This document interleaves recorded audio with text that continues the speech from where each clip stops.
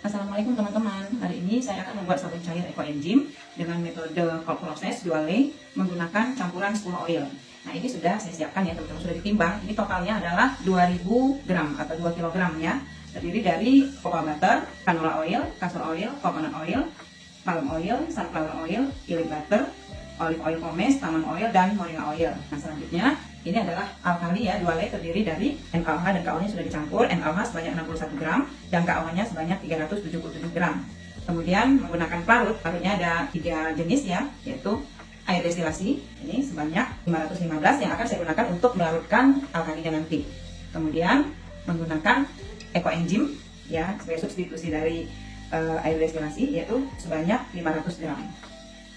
Lalu saya menggunakan gliserin ya sebanyak 300 gram ya untuk menambah kelembapan dari sabunnya nanti. Selanjutnya saya juga menggunakan bahan aditif yaitu berupa gula pasir ya, gula pasir untuk mempercepat proses sabunifikasi dan untuk menambah busa serta juga sebagai pelembab ya, menambah kelembapan dari sabun yaitu sebanyak 100 gram. Dan saya juga menggunakan sodium laktat sebanyak 40 gram ya, ini juga berfungsi untuk mempercepat proses sabunifikasi, menambah kelembapan sabun ya, dan juga sebagai pengawet alami.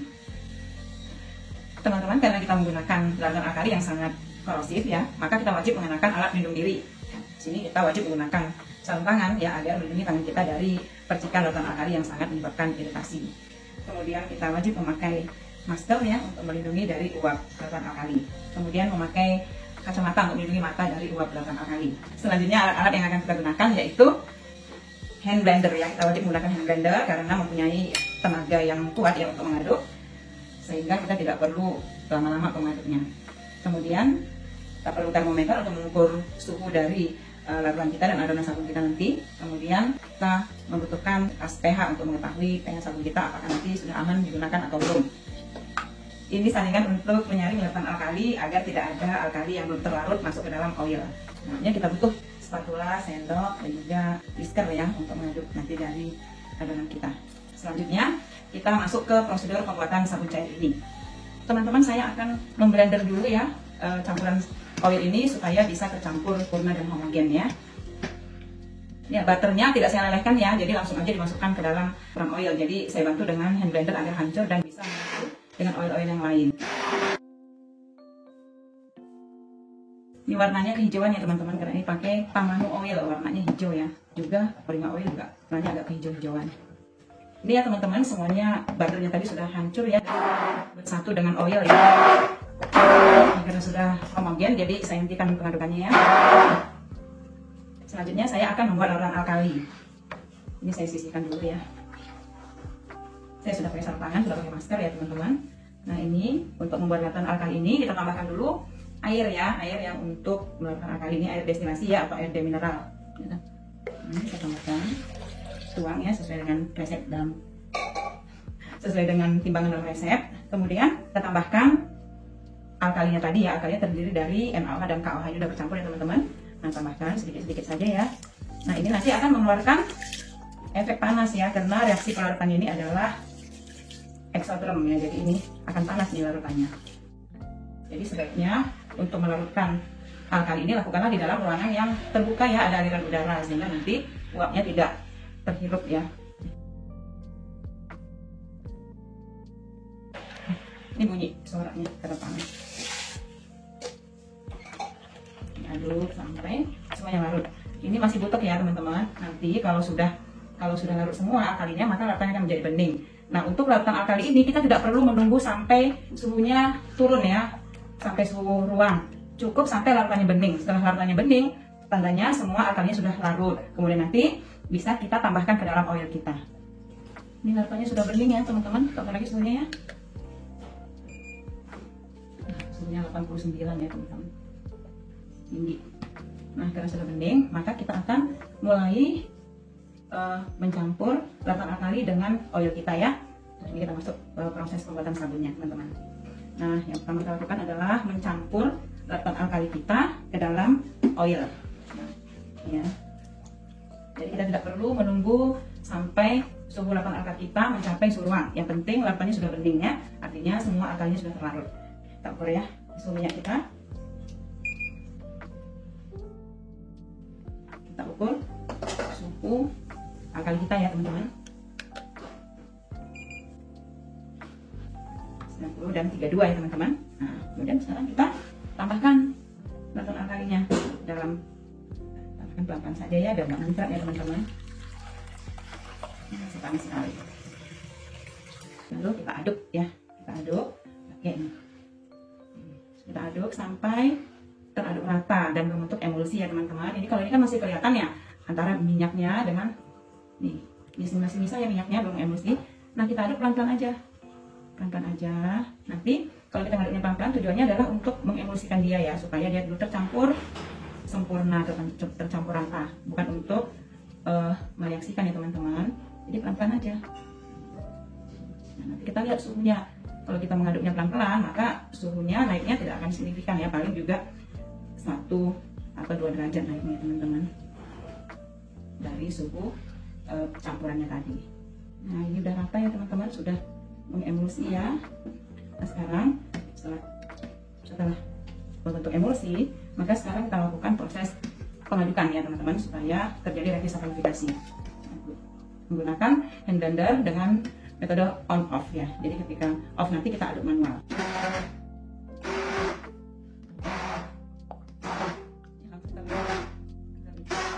Nah, ini ketika off, ketika kita hand blender kita matikan, ini kita aduk manual begini ya teman-teman.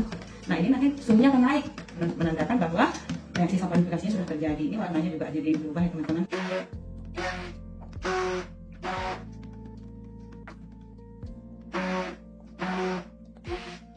Kita aduk ya sampai nanti kita peroleh larutan ini membentuk light trace ya.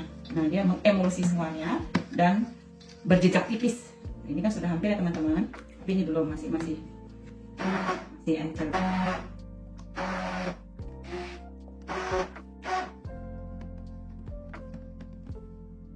Bisa juga kita bantu dengan aduk manual ya, dengan menggunakan spatula ya teman-teman. Nih, ini sudah mulai trace, sudah masuk fase.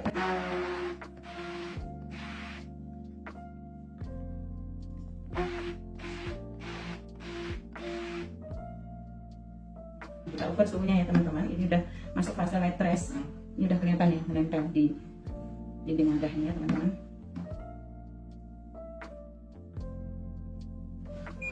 Sudah 62 ya suhunya ya teman-teman. Tadi suhunya 52 ya kalau nggak salah, ini udah sekarang 62. Ini teman-teman kelihatan ini. Ini saya harus sebentar lagi dulu. Selanjutnya saya tambahkan aditif ya teman-teman. Saya tambahkan gula dulu. Jadi saya tidak menambahkan gliserin dan ekoenzim dulu. Saya tambahkan gulanya dulu ya, supaya mudah untuk dia larut ya teman-teman. Saya tambahkan. Terus saya aduk.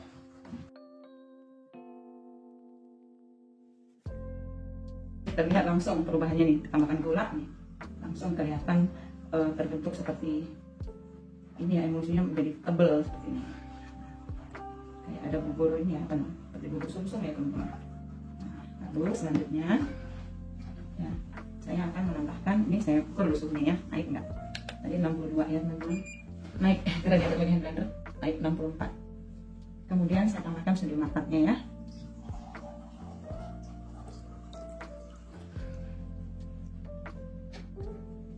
Kita aduk lagi. Suhunya ya teman-teman, suhunya masih tetap ya 64,7. Selanjutnya saya tambahkan gliserin ya teman-teman.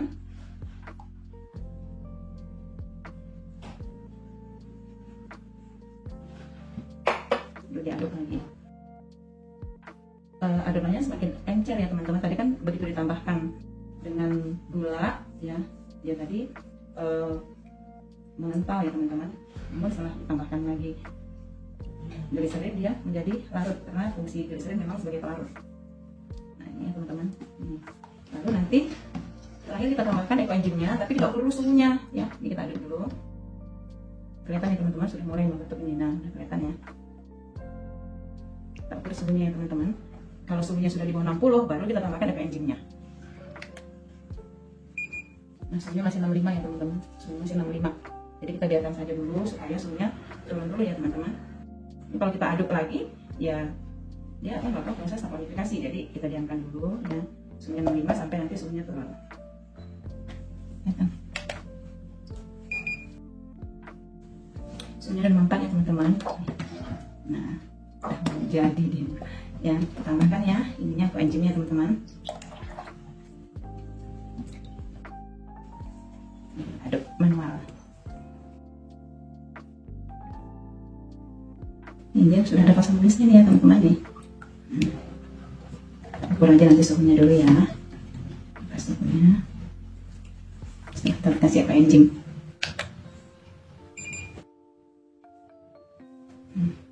Ya teman-teman. Ini udah fase memisahnya udah banyak ini ya. Jadi tadi dia sebelum kita tambahkan coenzim pun sudah terjadi fase memisah. Ya, dan suhunya sudah cenderung turun.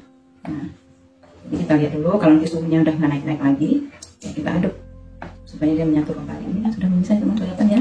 Fase memisahnya udah banyak ya teman-teman. Jadi sebelum tadi kita tambahkan coenzim, dia sudah terjadi fase memisah. Kita lihat kalau suhunya nanti udah nggak meningkat lagi, langsung kita aduk kembali supaya dia menyatu.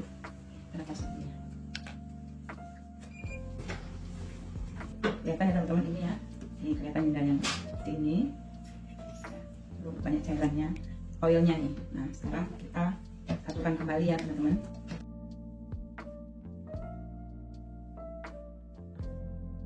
Masih terlihat memisah ya teman-teman. Ini masih terlihat memisah nih kan. Jadi bisa saja ya teman-teman dalam satu batch ini fase pemisahannya bisa terjadi lebih dari satu kali. Misalnya kalau ini kan memang belum bercampur sempurna ya, belum menyatu semua. Nah kadang bisa juga walaupun dia sudah awalnya sudah menyatu semua ya, sudah membentuk seperti ini, bubur sumsum seperti ini, udah menyatu, kemudian begitu kita diamkan nanti memisah lagi, ada lagi terjadi fase memisah. Jadi nggak masalah, nanti dilakukan lagi dengan cara yang sama, kita biarkan sampai suhunya konstan, lalu kemudian kita aduk kembali supaya dia menyatu kembali dan membentuk pasta.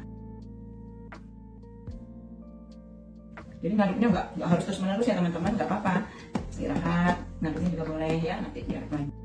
Jadi blendernya nggak panas, kita bisa aduk manual seperti ini juga nggak apa-apa ya. Kelihatan ya teman-teman perubahannya ya. Nih, kan? Ini sudah mau seperti apa ya, kayak bubur sumsum ya, tapi ini belum merata gitu ya, masih ada sedikit oilnya yang memisah. Tapi lama-lama dia menjadi lembut ya, kelihatan lembut dan menyatu. Kemudian nanti baru berubah menjadi pasta kalau memang tidak ada lagi fase pemisahan yang kedua ya teman-teman.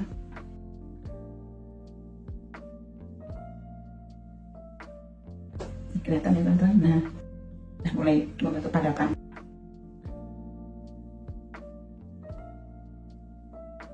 Kayak bubur sumsum ya teman-teman. Sumsum yang kental nih. Ya kan kayak bubur sumsum ya. Ini juga ngaduknya sudah mulai terasa agak berat ini.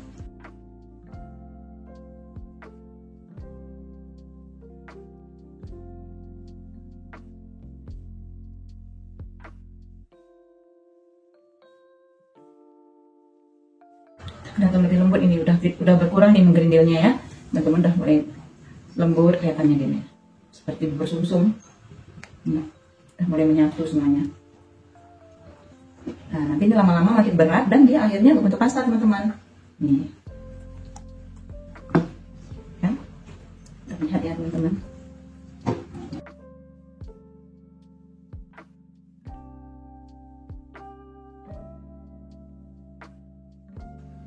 Ini perhatikan teman-teman. Nih.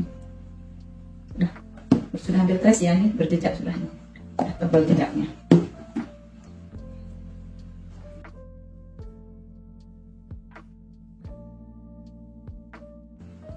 Jadi sudah, ini nggak usah kita aduk lagi kayak blender. Aduk manual aja bisa nih. Ini udah mulai berat nih teman-teman. Nih, kan? Kita aduk aja manual seperti ini. Nanti dia akan membentuk pasta. Nih udah mulai ya. Warnanya juga sudah berubah ya. Ini jadi glowing ya teman-teman. Nih lama-lama nanti udah nggak bisa lagi diaduk ini. Jadi sangat kental. Saya senang kalau ada ini, saya senang ngaduk-ngaduknya sampai nanti dia membentuk pasta, nggak bisa diaduk lagi. Nah, ini merupakan kesenangan sendiri bagi saya ini kalau ngaduk seperti ini teman-teman. Yang penting kita pastikan bahwa setelah terbentuk pasta ini tidak ada lagi nanti oil yang memisah, teman-teman. Kita lihat di samping-sampingnya ya, di bawah ada nggak oil yang memisah. Karena seperti yang saya katakan tadi teman-teman, jadi walaupun sudah terbentuk pasta bisa jadi masih ada lagi nanti fase pemisahan yang kedua gitu. Jadi nggak apa-apa, tinggal kita biarkan nanti dia sejenak sampai proses pemisahannya selesai ya, lalu kemudian nanti kita aduk kembali seperti yang pemisahan yang pertama.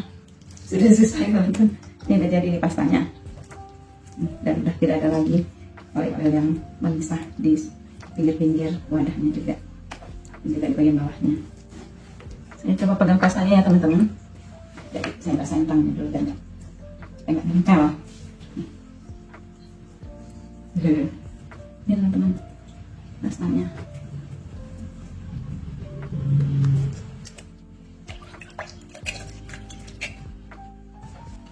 Ini teman-teman, busanya. Busanya lembut teman-teman. Suhunya udah nggak naik lagi ya teman-teman, dari 51 suhunya. Sekarang coba kita larutkan sedikit ya teman-teman. Kita ukur pH-nya ya teman-teman.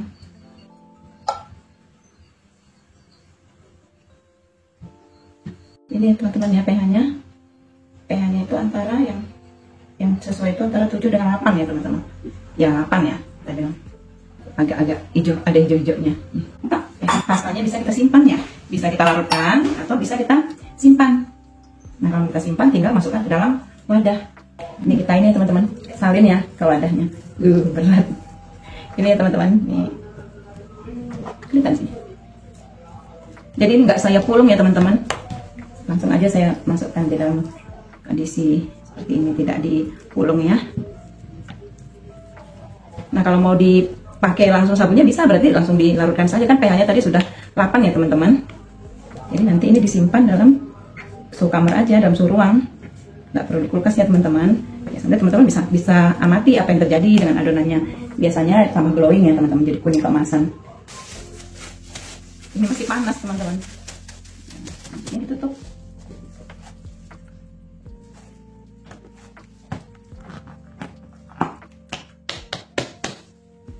Lalu ditempel labelnya supaya tahu ini sabunnya sabun apa, kapan buatnya. Tempel.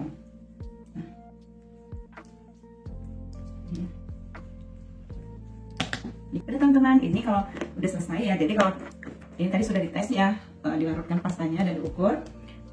Larutan sabun cairnya tadi pH-nya itu 8 ya teman-teman. Jadi ini pastanya sudah siap untuk digunakan, sudah siap untuk dilarutkan untuk jadi sabun cair. Nah kalau teman-teman ingin menambahkan pewangi aroma, teman-teman bisa tambahkan essential oil ke dalam sabun cair yang sudah jadi ya teman-teman. Jadi bukan ke pastanya menambahkannya, tapi pewanginya atau essential oilnya itu ditambahkan ke sabun cair yang sudah jadi ya teman-teman. Jadi dalam satu resep ini bisa membuat beberapa macam pewangi, bisa tambahkan beberapa macam pewangi ya ke dalam sabun cairnya nanti. Nah kalau tidak ingin membuat langsung menjadi sabun cair, pastanya ini bisa disimpan teman-teman. Ini tahan ya, jadi kok yang di tempat saya itu, di rumah saya sudah ada yang 2 tahun lebih ya, masih tetap nggak ada yang berubah, aromanya nggak berubah, penampilannya juga tidak berubah. Paling ada sedikit dia pastanya itu menjadi meleleh ya teman-teman, tapi tidak merubah yang lainnya ya, aromanya tetap biasa. Baik teman-teman, demikian saja. Assalamualaikum.